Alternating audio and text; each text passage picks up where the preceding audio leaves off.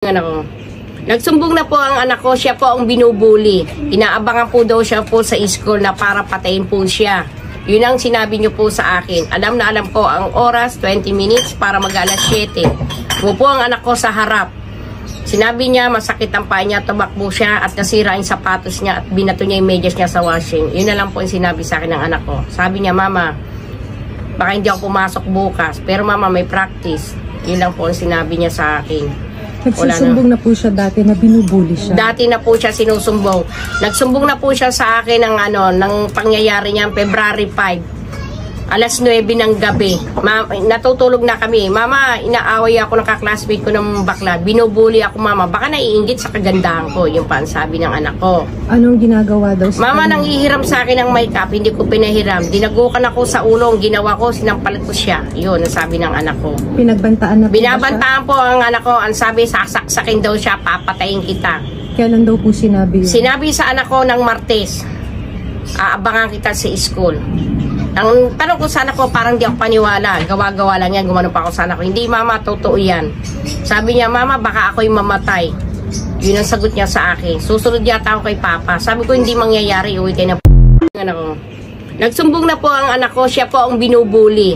Inaabangan po daw siya po sa school na para patayin po siya. Yun ang sinabi niyo po sa akin. Alam na alam ko ang oras, 20 minutes para mag-alas 7. Umupo ang anak ko sa harap. Sinabi niya masakit ang paa niya, tumakbo siya at nasira yung sapatos niya at binato niya yung medyas niya sa washing. Yun na lang po yung sinabi sa akin ng anak ko. Sabi niya, Mama, baka hindi ako pumasok bukas. Pero Mama, may practice. Yun lang po yung sinabi niya sa akin. Nagsusumbong na po siya dati na binubuli siya. Dati na po siya sinusumbong. Nagsumbong na po siya sa akin ng pangyayari niya February 5. Alas 9 ng gabi. Natutulog na kami. Mama, inaaway ako ng kaklasmate ko ng bakla. Binubuli ako, Mama. Baka naiinggit sa kagandahan ko. Yung pa ang sabi ng anak ko. Anong ginagawa daw sa Mama, nang hihiram sa akin ng makeup, hindi ko pinahiram. Dinagukan ako sa ulo, ginawa ko, sinampalat ko siya. Yun, ang sabi ng anak ko. Pinagbantaan na po Binabantaan po ang anak ko. Ang sabi, sasaksakin daw siya, papatayin kita. Kailan daw po sinabi yun? Sinabi sa anak ko ng Martes, aabangan kita sa school. Ang tanong ko sa anak ko, parang di ako paniwala. Gawa-gawa lang yan, gumano pa ako sa anak ko. Hindi, Mama, totoo yan. Sabi niya, Mama, baka ako'y mamatay. Yun ang sagot niya sa akin. Susunod yata ako kay Papa. Sabi ko, hindi mangyayari, uwi kayo na anak ko. Nagsumbong na po ang anak ko, siya po ang binubuli. Inaabangan po daw siya po sa school na para patayin po siya. Yun ang sinabi niyo po sa akin. Alam na alam ko ang oras, 20 minutes para mag-alas 7. Umupo ang anak ko sa harap. Sinabi niya masakit ang paa niya, tumakbo siya at nasira yung sapatos niya at binato niya yung medyas niya sa washing. Yun na lang po yung sinabi sa akin ng anak ko. Sabi niya, Mama, baka hindi ako pumasok bukas. Pero Mama, may practice. Yun lang po yung sinabi niya sa akin. Nagsusumbong na po siya dati na binubuli siya. Dati na po siya sinusumbong. Nagsumbong na po siya sa akin ng pangyayari niya February 5. Alas 9 ng gabi. Natutulog na kami. Mama, inaaway ako ng kaklasmate ko ng bakla. Binubuli ako, Mama. Baka naiinggit sa kagandahan ko. Yung pa ang sabi ng anak ko. Anong ginagawa daw sa Mama, nang hihiram sa akin ng makeup, hindi ko pinahiram. Dinagukan ako sa ulo, ginawa ko, sinampalat ko siya. Yun, ang sabi ng anak ko. Pinagbantaan na po Binabantaan po ang anak ko. Ang sabi, sasaksakin daw siya, papatayin kita. Kailan daw po sinabi yun? Sinabi sa anak ko ng Martes, aabangan kita sa school. Ang tanong ko sa anak ko, parang di ako paniwala. Gawa-gawa lang yan, gumano pa ako sa anak ko. Hindi, Mama, totoo yan. Sabi niya, Mama, baka ako'y mamatay. Yun ang sagot niya sa akin. Susunod yata ako kay Papa. Sabi ko, hindi mangyayari, uwi kayo na anak ko. Nagsumbong na po ang anak ko, siya po ang binubuli. Inaabangan po daw siya po sa school na para patayin po siya.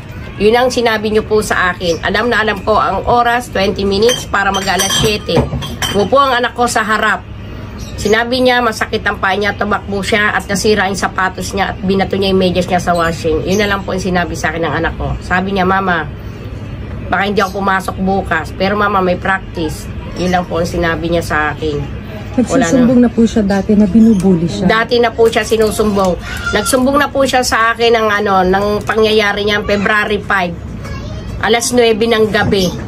Natutulog na kami. Mama, inaaway ako ng kaklasmate ko ng bakla. Binubuli ako, mama. Baka naiinggit sa kagandahan ko. Yung pa ang sabi ng anak ko. Anong ginagawa daw sa Mama, kanya? nang ihiram sa akin ng makeup, hindi ko pinahiram. Dinagukan ako sa ulong, ginawa ko, sinampalit ko siya. Yun, ang sabi ng anak ko. Pinagbantaan na po ba siya? Binabantaan po ang anak ko. Ang sabi, sasaksakin daw siya, papatayin kita.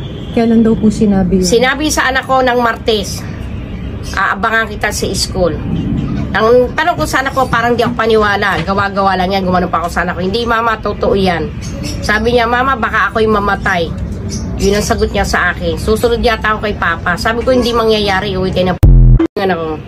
Nagsumbong na po ang anak ko, siya po ang binubuli. Inaabangan po daw siya po sa school na para patayin po siya. Yun ang sinabi niyo po sa akin. Alam na alam ko ang oras, 20 minutes para mag-alas 7. Umupo ang anak ko sa harap. Sinabi niya, masakit ang paa niya, tumakbo siya at nasira yung sapatos niya at binato niya yung medyas niya sa washing. Yun na lang po yung sinabi sa akin ng anak ko. Sabi niya, mama, baka hindi ako pumasok bukas. Pero mama, may practice. Yun lang po yung sinabi niya sa akin. Nagsusumbong na po siya dati na binubuli siya. Dati na po siya sinusumbong. Nagsumbong na po siya sa akin ng pangyayari niya February 5. Alas 9 ng gabi. Natutulog na kami. Mama, inaaway ako ng kaklasmate ko ng bakla. Binubuli ako, mama. Baka naiinggit sa kagandahan ko. Yung pa ang sabi ng anak ko. Anong ginagawa daw sa Mama, kanya? nang ihiram sa akin ng makeup, hindi ko pinahiram. Dinagukan ako sa ulong, ginawa ko, sinampalit ko siya. Yun, ang sabi ng anak ko. Pinagbantaan na po ba siya? Binabantaan po ang anak ko. Ang sabi, sasaksakin daw siya, papatayin kita. Kailan daw po sinabi yun? Sinabi sa anak ko ng Martes, aabangan kita sa school. Ang tanong ko sana ko, parang di ako paniwala. Gawa-gawa lang yan, gumano pa ako sana ko. Hindi, mama, totoo yan. Sabi niya, mama, baka ako'y mamatay. Yun ang sagot niya sa akin. Susunod yata ako kay papa. Sabi ko, hindi mangyayari, uwi kayo na anak ko. Nagsumbong na po ang anak ko, siya po ang binubuli. Inaabangan po daw siya po sa school na para patayin po siya. Yun ang sinabi niyo po sa akin. Alam na alam ko ang oras, 20 minutes para mag-alas 7. Umupo ang anak ko sa harap. Sinabi niya, masakit ang paa niya, tumakbo siya at nasira yung sapatos niya at binato niya yung medyas niya sa washing. Yun na lang po yung sinabi sa akin ng anak ko. Sabi niya, mama, baka hindi ako pumasok bukas. Pero mama, may practice. Yun lang po yung sinabi niya sa akin. Nagsusumbong na po siya dati na binubuli siya. Dati na po siya sinusumbong. Nagsumbong na po siya sa akin ng pangyayari niya February 5. Alas 9 ng gabi. Natutulog na kami. Mama, inaaway ako ng kaklasmate ko ng bakla. Binubuli ako, mama. Baka naiinggit sa kagandahan ko. Yung pa ang sabi ng anak ko. Anong ginagawa daw sa Mama, kanya? nang ihiram sa akin ng makeup, hindi ko pinahiram. Dinagukan ako sa ulong, ginawa ko, sinampalit ko siya. Yun, ang sabi ng anak ko. Pinagbantaan na po ba siya? Binabantaan po ang anak ko. Ang sabi, sasaksakin daw siya, papatayin kita. Kailan daw po sinabi yun? Sinabi sa anak ko ng Martes, aabangan kita sa school. Ang tanong ko sana ko, parang di ako paniwala. Gawa-gawa lang yan, gumano pa ako sana ko. Hindi, mama, totoo yan. Sabi niya, mama, baka ako'y mamatay. Yun ang sagot niya sa akin. Susunod yata ako kay papa. Sabi ko, hindi mangyayari, uwi kayo na